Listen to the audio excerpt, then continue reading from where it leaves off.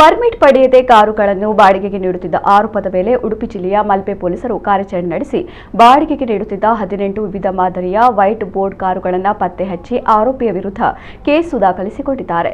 ಸಂಬಂಧಪಟ್ಟ ಪ್ರಾಧಿಕಾರದಿಂದ ಅಧಿಕೃತ ಪರವಾನಗಿಯನ್ನು ಪಡೆಯದೆ ಮಲ್ಪೆ ಮತ್ತು ಉಡುಪಿ ಪರಿಸರದ ಸಾರ್ವಜನಿಕ ಸ್ಥಳಗಳಲ್ಲಿ ವೈಟ್ ಬೋರ್ಡ್ ಕಾರುಗಳನ್ನು ಬಾಡಿಗೆಗೆ ನೀಡುತ್ತಿರುವ ಬಗ್ಗೆ ಉಡುಪಿ ಜಿಲ್ಲಾ ಟ್ಯಾಕ್ಸಿಮೆನ್ ಅಂಡ್ ಮ್ಯಾಕ್ಸಿ ಕ್ಯಾಬ್ ಅಸೋಸಿಯೇಷನ್ನಿನ ಮಲ್ಪೆ ಘಟಕದ ಅಧ್ಯಕ್ಷರು ಮತ್ತು ಸದಸ್ಯರು ಮಲ್ಪೆ ಪೊಲೀಸ್ ಠಾಣೆಗೆ ದೂರು ನೀಡಿದರು. ಈ ಹಿನ್ನೆಲೆಯಲ್ಲಿ ಮಲ್ಪೆ ಪೊಲೀಸ್ ಉಪನಿರೀಕ್ಷಕರು ಮತ್ತು ಸಿಬ್ಬಂದಿ ತೆಂಕನಡಿಯೂರು ಗ್ರಾಮದ ಬೆಳ್ಕಲೆ ಹಿರಣ್ಯಧಾಮ ಲೇಔಟ್ ಎಂಬಲ್ಲಿ ಆರ್ ರಶೀದ್ ಎಂಬವರ ಮನೆಯ ಬಳಿ ಇದ್ದ ಕಾರುಗಳ ಪರಿಶೀಲನೆ ನಡೆಸಿದಾಗ ಸ್ಥಳದಲ್ಲಿ 18 ವಿವಿಧ ಮಾದರಿಯ ವೈಟ್ ಬೋರ್ಡ್ ಕಾರುಗಳು ನಿಲ್ಲಿಸಿರುವುದು ಕಂಡುಬಂದಿತ್ತು. ಈ ಬಗ್ಗೆ ಆರ್ ರಶೀದ್ ಅವರನ್ನ ವಿಚಾರಿಸಿದಾಗ ಆತ ಈ ಕಾರುಗಳನ್ನು ಬಾಡಿಗೆಗೆ ನೀಡುತ್ತಿರುವುದಾಗಿ ಒಪ್ಪಿಕೊಂಡಿದ್ದರು. ಇಷ್ಟೆಲ್ಲ ಕಾರುಗಳನ್ನು ಬಾಡಿಗೆಗೆ ನೀಡಲು ಸಂಬಂಧಪಟ್ಟ ಪ್ರಾಧಿಕಾರದಿಂದ ಪರ್ಮಿಟ್ ಇದೆಯೇ ಎಂದು ವಿಚಾರಿಸಿದಾಗ ಪರ್ಮಿಟ್ ಇರುವುದಿಲ್ಲ ಎಂದು ತಿಳಿಸಿರುತ್ತಾರೆ.